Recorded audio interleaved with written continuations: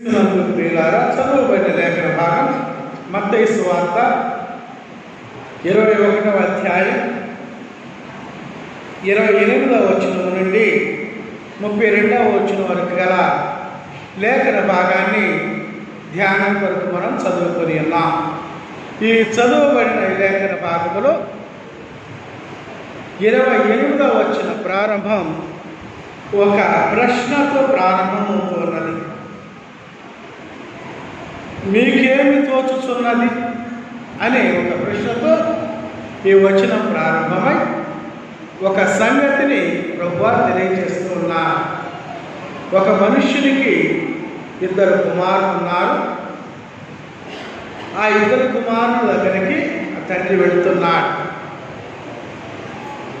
మొదట కుమారుని దగ్గరికి వెళ్ళి, అయ్యా, ద్రాక్ష తోట పనిచేయడానికి వెళ్ళాలి అన్నాడు. నేను వెళ్ళను అన్నాడు. అని తర్వాత మనసు మార్చుకొని వెళ్ళటానికి సంసిద్ధుడయ్యే వెళ్ళాడు.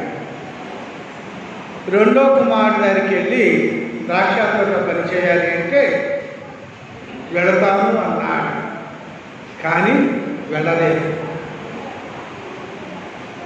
ఇద్దరు ఈ విధంగా ఉన్నారు. వీరిద్దరిలో ఎవరు మరి తండ్రి మాటను నెరవేర్చిన వారు అంటే మొదటివాడే అన్నారు వాళ్ళు. అలాగే అనేక మంది సుంకరులు మరి దేవుని నమ్ముతూ ఉన్నారు. మీరైతే నమ్మునట్లుగా పశ్చాత్తాపపడకపోతుంది అని ప్రభువు అంటున్న సంగతి. క్రీస్తునందు ప్రియులారా, ఒక మనుషునికి 2 కుమారులు ఉండేది. 2 కొడుకులు ఉన్నారు. 2 అంటే చెప్పండి, 2 అంటే మనం ఏమనుకుంటాం? 2 అనేటువంటిది ఏంటి చెప్పండి.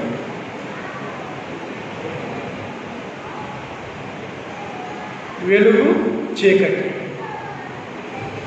దాని ఇంకా 3వ మంచి చెడు, న్యాయము అన్యాయం, నీతి అవినీతి కదా. ఈ మనుషులకు ఉన్న కుమారులు వీళ్ళే. ఏ మనిషికైనా అంతేనా? పోతే ఇంకా చెప్పాలంటే తండ్రికి ఒకడే కుమారుడు. మనమంతా ఆ తండ్రి బిడ్డలం, మనమంతా ఒకటి. మానవాళి అంతా ఒకటే, మనుషులందరూ ఒకటే.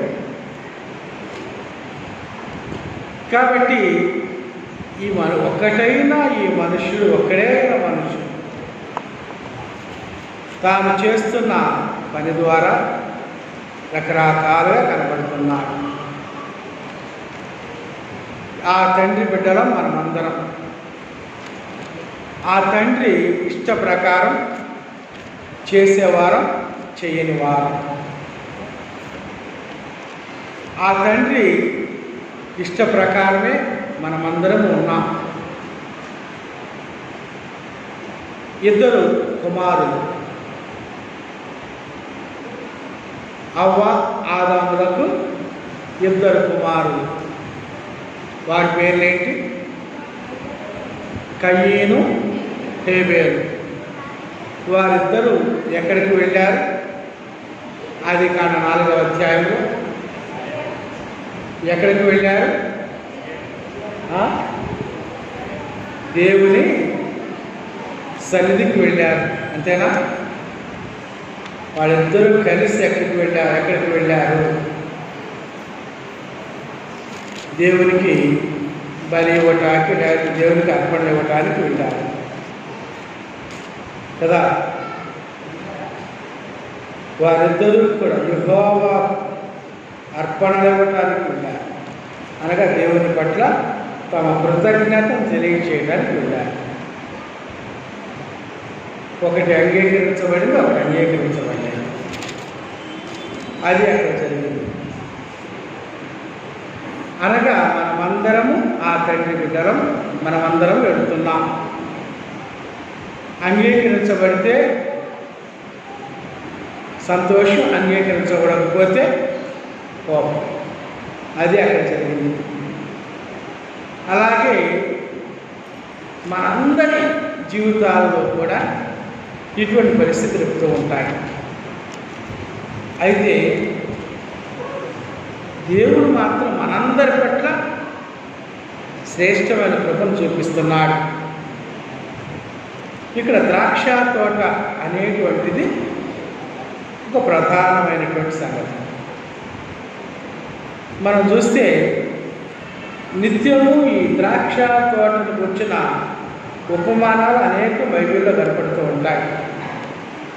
యెషయా గ్రంథం 5వ అధ్యాయంలో చూస్తే అక్కడ ద్రాక్ష తోటకు వచ్చిన సంగతి మనం చూస్తూ ఉంటాం. ఆ ద్రాక్ష తోటను గురించి ఏమన్నాడంటే, అతని ద్రాక్ష తోటను బట్టి నాకిష్టుడైన వానిని కూర్చి పాడెదను వినుడి, సత్తువ భూమి గల కొండ మీద ద్రాక్ష తోట ఉండెను, అందులో శ్రేష్టమైన ద్రాక్ష తీగలు నాటించను. గమనించండి, సత్తువ గల భూమి, శ్రేష్టమైన ద్రాక్ష తీగలు. ప్రియ దేవుని సంఘమా, దేవుని బిడ్డలారా, అవును, సత్తువ గల భూమి, శ్రేష్టమైన ద్రాక్ష తీగలు. దేవుడు మనం చేసిన విధానం ఒకసారి ఆలోచన చేస్తే, ఆయన మనందరినీ కూడా తన స్వరూపమందు, తన స్వభావం, తన ఆలోచన చొప్పున చేశాడు మనం. కాబట్టి సత్తువ గల భూమి మన హృదయం, మనమే సత్తువ గల భూమి. తరువాత శ్రేష్టమైన తీగె, ఆయన మనలో నాటించినవి శ్రేష్టమైనవే కానీ పనికి మాలింది ఏది కూడా ఆయన నాటడు. కాబట్టి మన ఆలోచనలు, ఆయన వల్ల కలిగే ఆలోచనలన్నీ శ్రేష్టమైనవి కదా. క్రీస్తునందు ప్రియులారా, మానవ జీవిత స్థితి ఇది, మానవ జీవన పరిస్థితి. కాబట్టి సత్తువ గర్వానిగా దేవుడు మనం చేశాడు, శ్రేష్టమైన తీగలను మనలో నాటాడు. అది దేవుడు చేస్తున్న పని. పొలం పనులు మనందరికీ తెలుసు, నాట్లు వేసాం, వేసిన తర్వాత ఎరుగుతూ ఉండగా పొలంలోనికి వెళతాం. దేనికి వెళ్తారు? ఏం చేయడానికి వెళ్తారు? దేనికి వెళ్తారు? కలుపు తీయటానికి వెళ్తారు. మనం నాటిన నాట్లలో కలుపు లేదు, కానీ ఏదో రకంగా కలుగుతూ ఉంటుంది. బైబిల్లో ఇంకొక మాట ఉంది. ఏంటది? ఒక వ్యక్తి ఏం చేశాడు? నాటాడు, చక్కటి నాట్లు వేశాడు. అపవాది వచ్చి, అర్ధరాత్రి వేళ అపవాది వచ్చి ఏనాటాడట? గురుగులు విత్తాడు. ఏం చేశాడు? గురుగులు విత్తాడు. క్రీస్తునందు ప్రియుల నిజమే, విత్తబడుతున్న గురుగులు మన ఆలోచనల్లో మనకు తెలియకుండానే మనలోకి వచ్చి పడుతున్న గురుగులు. అవునా కదా? మరి ఒక సామెత ఉంది, idle's man brain is devil's workshop అని. Idle man's brain is devil's workshop అనగా మనం కూర్చొని ఉంటే అపవాది వచ్చేసి మనలో అనేకమైన ఆలోచనలు నాటుతూ ఉంటాడు. అవునా కదా? అవ్వ ఒంటరిగా ఉండగా సర్పం వచ్చింది, అపవాది వచ్చాడు, మాట్లాడుతున్నాడు, మీరు చావనే చావు, తినుదినమున మీ కళ్ళు తెరవబడతాయి అన్నాడు. తినేసిందంటే ఆమెలో నాటబడిన గురువు అది ఆమెను అప్పగించి వేసింది. మానవ జీవితంలో ఇలాగ జరిగేటువంటివి అనేకం. ప్రియ దేవుని సంఘమా, దేవుని బిడ్డలారా, ప్రతి నిత్యము జరుగుతున్న పని. అందుకని మనుష్యుడు ప్రతి నిత్యము తనను తాను సరిచూసుకుంటూ ఉండబద్దుడై ఉన్నాడు. అందుకని ద్రాక్ష తోటలోనికి వెళ్ళి పని చేయమని చెప్తున్న తండ్రి అక్కడ కనపడుతున్నాడు. అనగా ఏమి ఎదుగుతున్నావో తెలియదు. తీగలు ఎదుగుతూ ఉండగా శ్రేష్టమైన భూమిలో విత్తబడిన తీగలు, శ్రేష్టమైన భూమిలో విత్తబడిన తీగ దేవుడు శ్రేష్టమైన భూమిగా నిర్మించాడు. కానీ అపవాది వేరొక వాటిని నాటుతున్నాడు. మార్కు సువార్తలో కదా మనం చూస్తూ ఉంటాం, ద్రాక్ష తోట మధ్యలో మరొక చెట్టు ఎదుగుతూ ఉన్నది. ఏమిటది? అంజూరపు చెట్టు. అది ఫలాలు లేవు. అక్కడ రాయబడిన మాట, ఇది ఫలించడం లేదు, దీని వలన భూమి నిస్సారమైపోతుంది, మరొక దానికి ఫలవంతమైన స్థితి కొదువైపోతుంది, దీన్ని నరికివేయి అని యజమాని చెప్తూ ఉన్నాడు. అవును, అనగా ఫలభరితంగా ఉండవలసినది ఫలహీనంగా ఉండిపోయింది. అది ఇంకా సత్తువ గల దాన్ని నిస్సత్తువ చేసేస్తుంది. సత్తువ గల భూమిని నిస్సత్తువగా మార్చేస్తుంది. అది నీవు నేనే. సత్తువ గల భూమిని నిస్సత్తువగా మార్చేస్తున్నాం.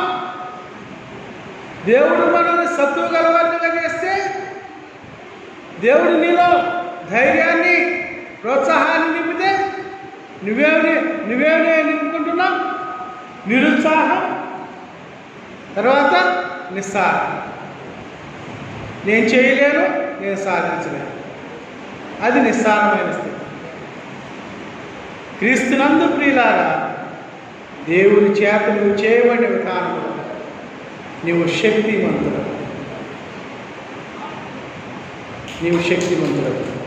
న్యాయాధిపతుల గ్రంథంలో మాట ఉంటుంది, గిద్యోనును గూర్చి మరి దేవుని దూత సంబోధిస్తున్నటువంటి ఒక శ్రేష్టమైన మాటను మనం అక్కడ చూడగలం.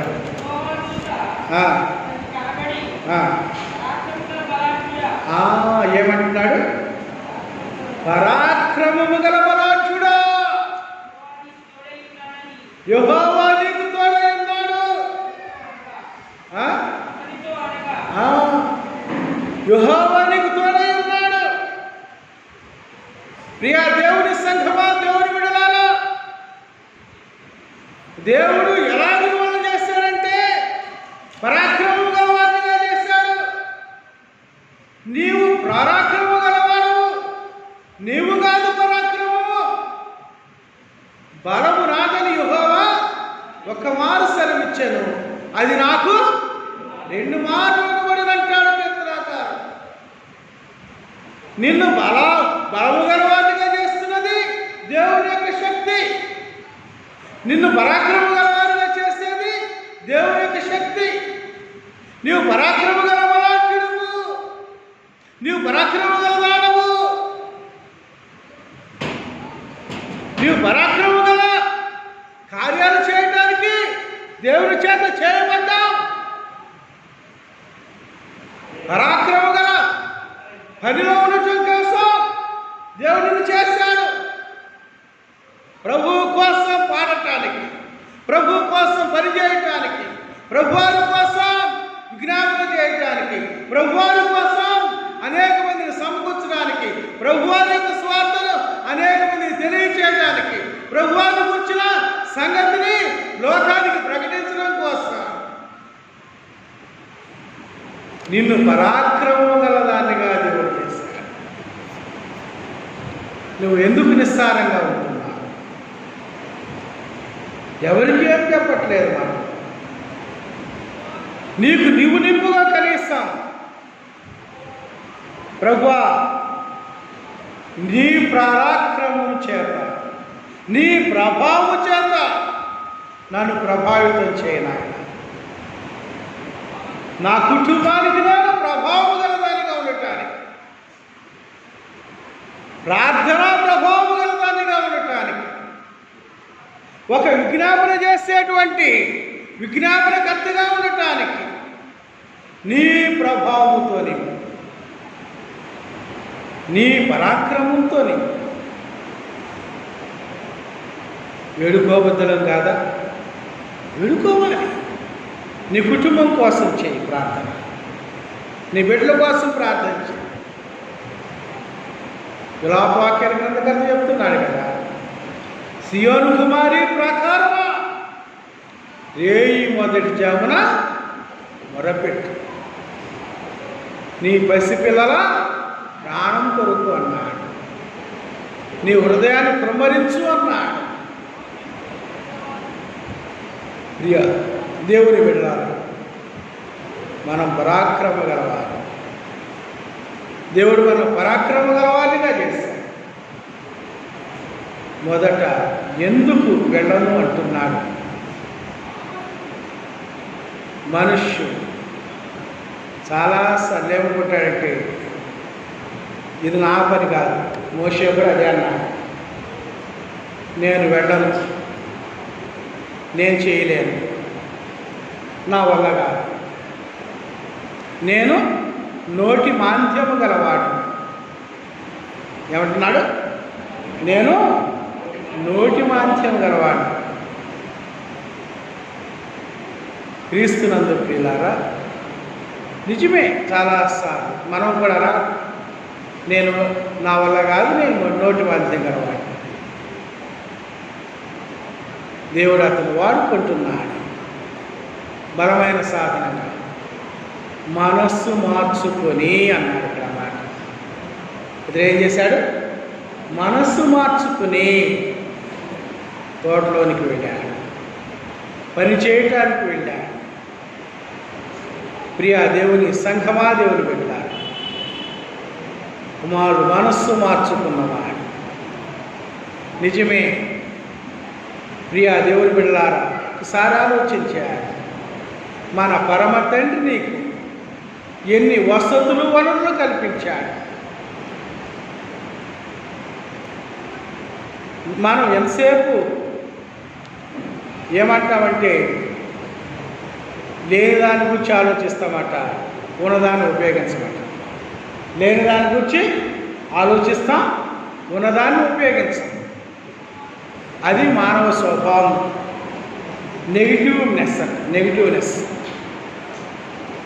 వ్యతిరేకమైన మనసు లేక వ్యతిరేకమైన స్థితి. క్రీస్తునందు ప్రియులారా, మనిషి పెంపొందించుకోవలసినది ఆ వ్యతిరేక మనసుగా అనుకూలమైన మనసును పెంపొందించుకోవాలి. దేవుడు నాకు ఇది ఇచ్చాడు, దేవునికి కృతజ్ఞతాస్తుతులు, అందుకు కృతజ్ఞతలు చెల్లించాలి.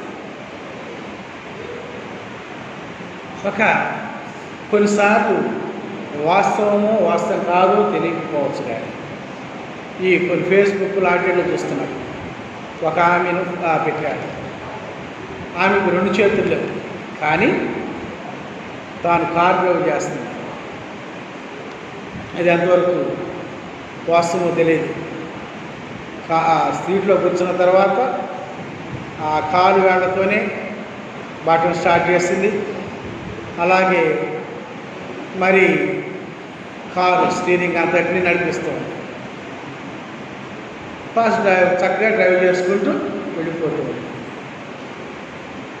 మరి ఇది ఎంతవరకు ఏంటో తెలియకపోవచ్చు. అంటే తన సంకల్పాన్ని గురించి మనం చూస్తున్నాం. తను తాను సంసిద్ధపరుచుకున్న స్థితి. మనం కూడా మనం సంసిద్ధపరుచుకున్న బద్ధులమై ఉన్నాం. దేవుడు నీకు ఇచ్చిన దాన్ని బట్టి ఎటువంటి సంసిద్ధత కలిగి పనిచేస్తున్నా, నీవు ఏమి పని చేయటానికి సిద్ధపడితే ఆ పని దేవుని ద్వారా చేయించుకుంటాడు. మనం ఏం చేస్తున్నాం?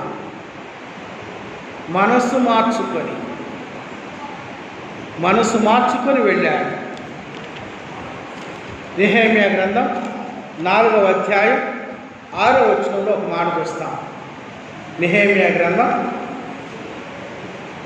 చూడండి.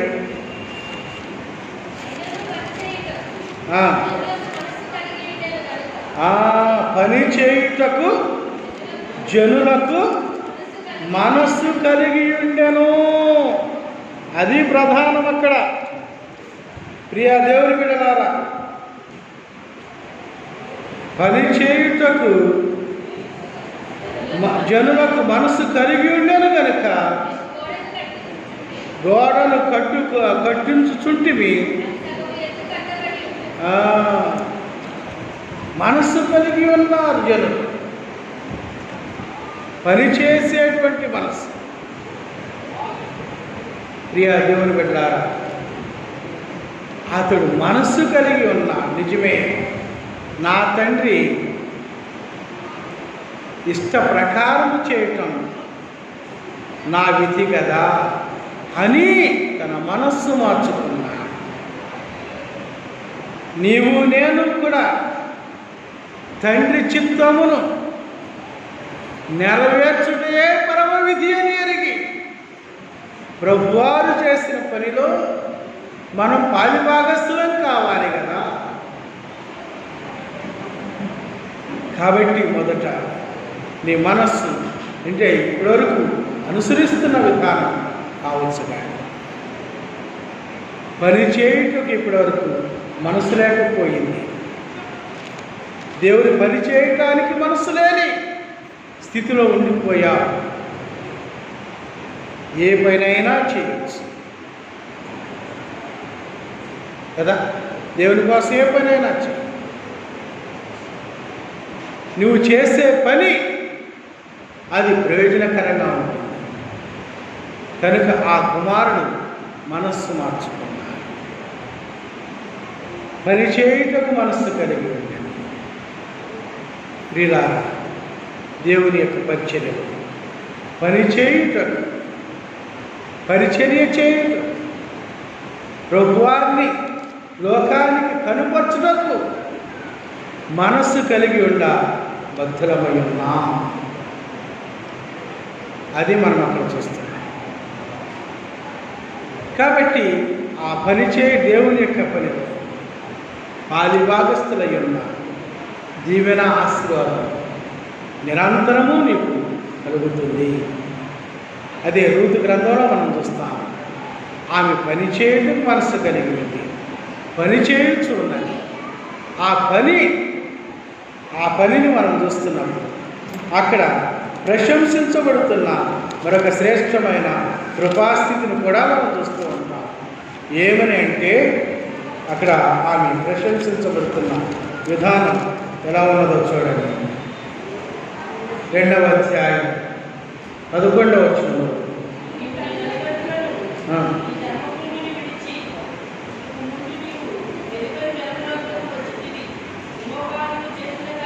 యెహోవా నీవు చేసిన దానికి ప్రతిఫలమిచ్చును. యెహోవా నీవు చేసిన దానికి ప్రతిఫలమిచ్చును. చేసింది, పని చేస్తుంది, లేక వచ్చింది. కాబట్టి బీయింగ్, డూయింగ్, ఉండటం, చెయ్యటం కదా. కాబట్టి షీ హ్యాస్ డన్ సంథింగ్. ఏదో చేస్తుంది. ఆమె ఏం చేస్తుంది పక్కన పెట్టాలి. She has done something. నేను కూడా చేశాను. ఏం చేసావు చెప్పాలి. ఊడ్చానను, సర్దానను, సమయానికి వచ్చానను, లేక ఏం చేశావు ప్రార్థనలో ప్రార్థన చేశానను, పాటలు పాడానను, నా పొరుగువారి కోసం నేను ప్రార్థన చేశానను, ఏదో ఒకటి నువ్వు చెప్పాలి. బాధపడుతున్న వారు నాకు కనబడగా వారి కోసం ప్రార్థన చేశానని నువ్వు చెప్పు. ఇబ్బంది పడుతున్న వారు నాకు ఎదురుపడగా వారి ఇబ్బంది నాకు తెలియబడగా నేను వారి కోసం ప్రార్థన చేశాను. చేయండి. ఆ ప్రతిఫలం యెహోవా నీవు చేసిన దానికి నీ ప్రతిఫలం ఇక్కడ కాదు, ఎక్కడట యెహోవా వల్ల కలుగుతుంది. అది చెప్పబడుతున్న మాట. కాబట్టి క్రీస్తునందు ప్రియులారా, పని చేయుటకు మనసు తెచ్చుకోనండి. పరిచర్య చేయటానికి మన మనసు కలిగి ఉండబద్ధమై ఉన్నాం. కాబట్టి దేవుడు అక్కడ మన మనస్సును త్రిప్పుకొన భద్రమై ఉన్నాం అనేటువంటి దాన్ని ఎఫెసీ గ్రంథంలో తెలియజేస్తూ ఉన్నారు, ఎఫెసీ పత్రిక. కాబట్టి అక్కడ మనం చూస్తున్న సంగతి అది. తర్వాత ప్రభువారు ఇక్కడ ప్రజలతో మాట్లాడుతున్న మరొక మాట ఏమంటే చూడండి 31వ వచనం.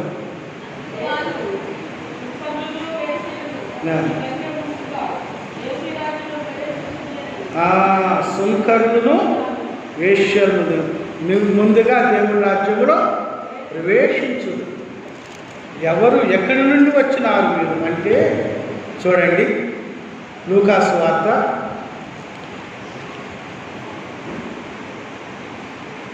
14వ అధ్యాయం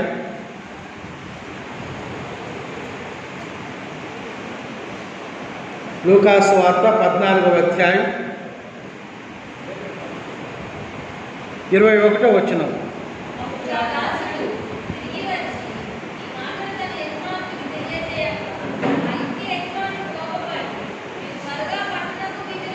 పట్టణపు వీధులలోనికి సందులలోనికి వెళ్ళి వేదలను, అంగహీనులను, గుడ్డివారిని, కుంటివారిని తోడుకొని రమ్మని ఆ దాసునితో చెప్పాను. ఆజ్ఞాపించినట్లు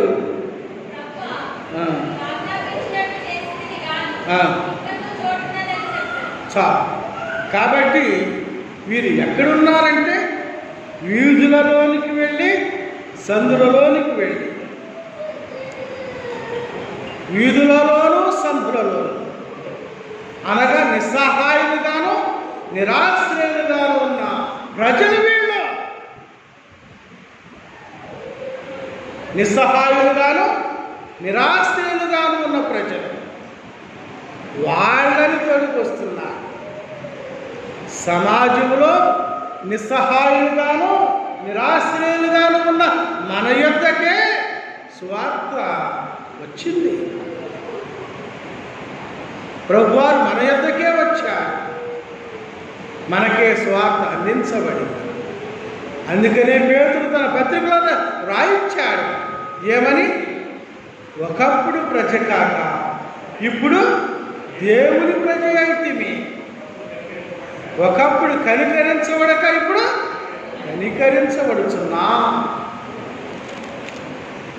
క్రీస్తునందు ప్రియులారా, వీధులలోనూ ఎవరు రాశాడు అక్కడ? వీధులలోనూ సందులలోనూ వెళ్ళి బీదలను అంగవిహీనులను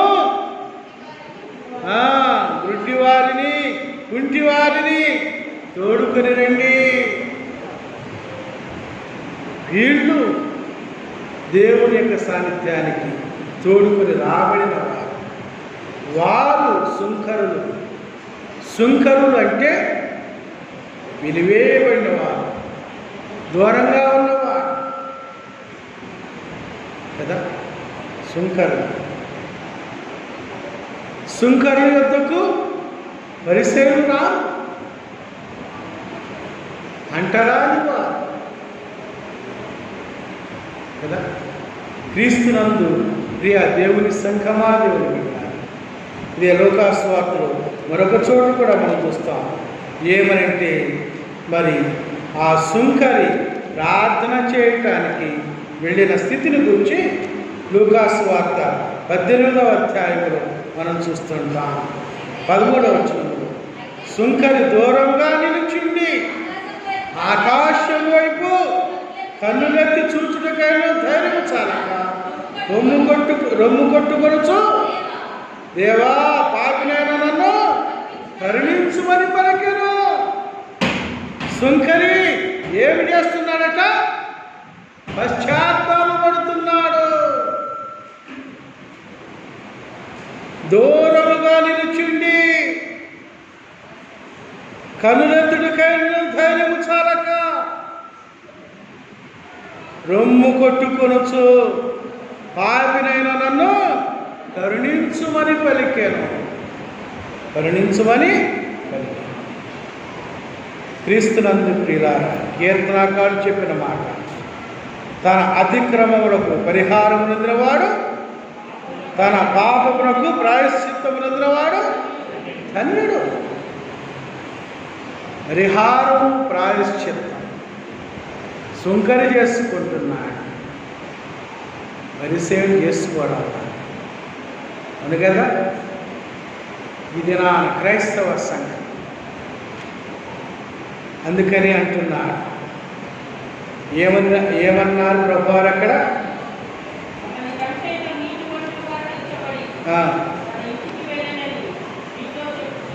చాలు. ఇక్కడ మత్తయి సువార్తలో పెడుతున్నాం. అక్కడ జరుగుతున్న సంఘటన ప్రభువారు మాట్లాడుతున్నది ఏమంటే, యోహాను నీతి మార్గమున మీ యొద్దకు వచ్చెను, మీరు అతనిని నమ్మలేదు. తర్వాత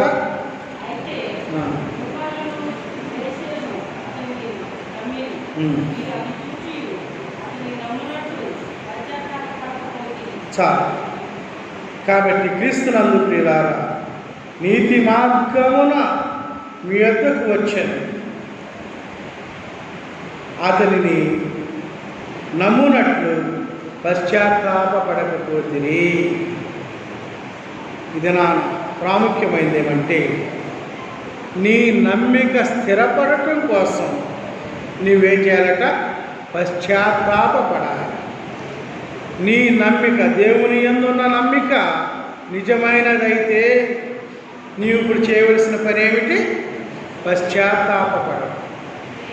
ఎందుకు అదేంటంటే, నీతిమంతులమని చెప్పుకునేదానికంటే నిరంతరము దేవుని సన్నిధిలో నిష్కళంకంగా ఉండే స్థితి కోసం ప్రయాసపడటం పశ్చాత్తాపముతో నిరంతరము సరిచేసుకొనటమే విశ్వాస జీవితంలో శ్రేష్టమైన స్థితి.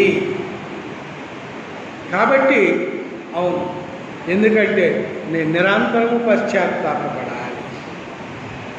ఎంత మంచిగా కనబడినా హృదయ తలంపులు ఎల్లప్పుడూ కేవలము చెడ్డవిగానే ఉన్నాయి. చెడు తలంపులే పుడుతున్నాయి, చెడు ఆలోచనలే వస్తున్నాయి, అసూయ పెరుగుతుంది.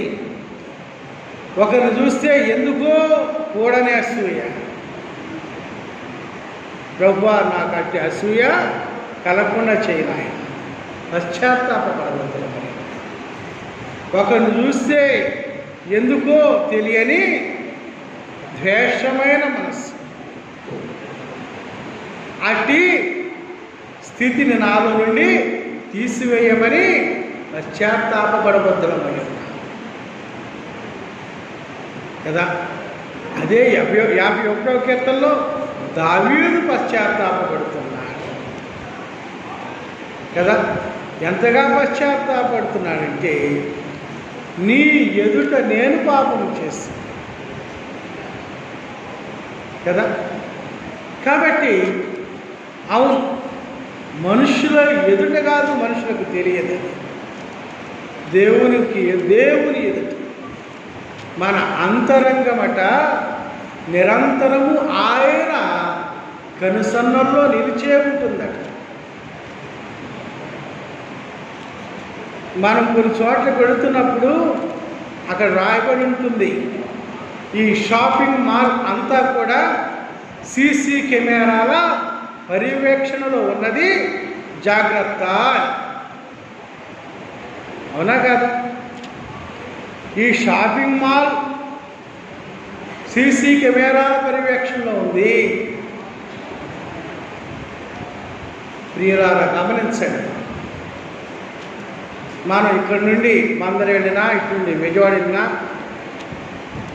మన ప్రయాణం సీసీ కెమెరాల్లో కనబడుతుంది. ఏదన్నా యాక్సిడెంట్ జరిగినప్పుడు ఆ సీసీ కెమెరాలు తీస్తారు. అప్పుడు ఎవరెవరు వెళ్ళారో ఆ రోడ్డున అన్నీ బయటకు వచ్చేస్తాయి. ఆ టైంలో మనం కూడా వెళ్ళుంటే మనం కూడా కనబడతాం. అవునా కదా? కాబట్టి ప్రియులారా, ప్రభువారి కనుసన్నలకు దూరంగా లేం మనం. కనుక పశ్చాత్తాపపడబద్దులమై ఉన్నాం. నేనెప్పుడు వచ్చాను, నేనెప్పుడున్నాను అక్కడ అని అనటానికి ప్రభువారి ఎదుట కుదరదు. కనుక మనం అప్పగించుకోవాలి. అందుకనే అప్పగించుకుంటున్నప్పుడు కనికరించబడుతున్నాం. అదే పశ్చాత్తాపం, క్రీస్తునందు ప్రియులారా. కనుక ప్రభువా, నా హృదయాలోచన ఎల్లప్పుడూ కేవలం చెడ్డగా ఉన్నది. కాబట్టి దాన్ని సరిచేసి నీ యందు నమ్మిక కలిగి జీవించే కృపాస్థితులు ఉన్నాయి. అపనమ్మిక లేకుండా చేసి నన్ను స్థిరపరచుమని ప్రభువాన్ని వేడుకొనబద్ధులమై ఉన్నాం. ఇప్పుడు కనికరించబడి మనం ఆయన చేత ఆశీర్వదించబడతాం. దేవుడు మనల్ని ఆశీర్వదించటమే తన ఇష్ట ప్రకారం. ఎవరు తండ్రి ఇష్ట ప్రకారం చేశారు? తండ్రి ఇష్ట ప్రకారం చేసిన మనుషుడు, ఆ తండ్రి ఇష్ట ప్రకారం చేసిన ఆ మనుష్యుడు దేవుని ఎదుట ప్రశంసించబడతాడు. నీవు నేను కూడా తండ్రి ఇష్ట ప్రకారం చేసిన ప్రతి కార్యము ప్రశంసించబడుతుంది.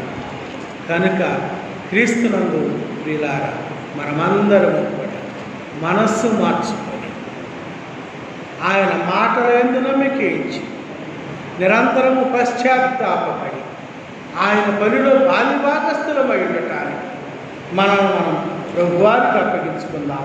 పరిశుద్ధాత్మ దేవుడు మనల్ని బలపరిచి నడిపించగా ఆమేన్.